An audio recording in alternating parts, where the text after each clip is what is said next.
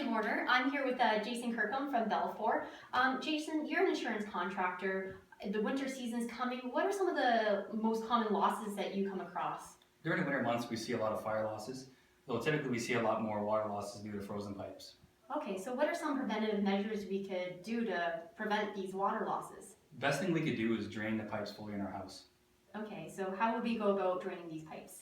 First of all, you need to know where your water shutoff is. That would involve knowing if you're on city water or on a pump. So you either shut the pump off or shut the city water off.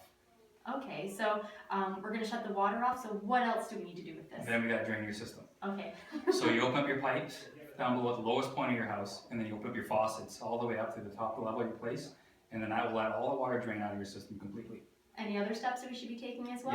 Yeah, a lot of times people forget about the toilets. Toilets, you have to flush the water out of the back of the toilet, and then the traps are still full of water in the toilets and in sinks, so we need to put antifreeze in those to prevent those from freezing as well. Oh, antifreeze, that's actually a pretty good idea. So that does seem like a lot of work. Is there any other stuff, anything else we could do instead, or? If you don't feel handy, you don't want to go through that process, another thing you can do is keep your temperature in your house at a constant 55 degrees Fahrenheit or 17 degrees Celsius for the time that you're away. Okay, any other steps with that at all? Or? Yeah, absolutely. You need to make sure you have a proper fuel supply. If your propane tank runs out or if your oil tank runs out, then of course your house is going to freeze. And if you don't pay your gas bill or hydro bill, then the same thing is going to happen. You're going to come home to a mess. No, that is true. Are there any other options we could be doing or any other preventative measures? Yeah. One thing people forget, whether you drain your pipes or you keep the heat on in your house, you really need to make sure that your garden hose is detached from the outside hose bit. The reason for that is when you have a hose attached to that, the water can't fully drain out of that hose bit. It's called a frost freeze for a reason because it's not supposed to freeze. So if it's full of water, that's still going to freeze whether you drain the pipes inside the house or you turn the heat up. It's not going to freeze or come right out of that. Is that going to be a surprise for the spring months then? Or? When you go to water your plants, you're watering your basement as well.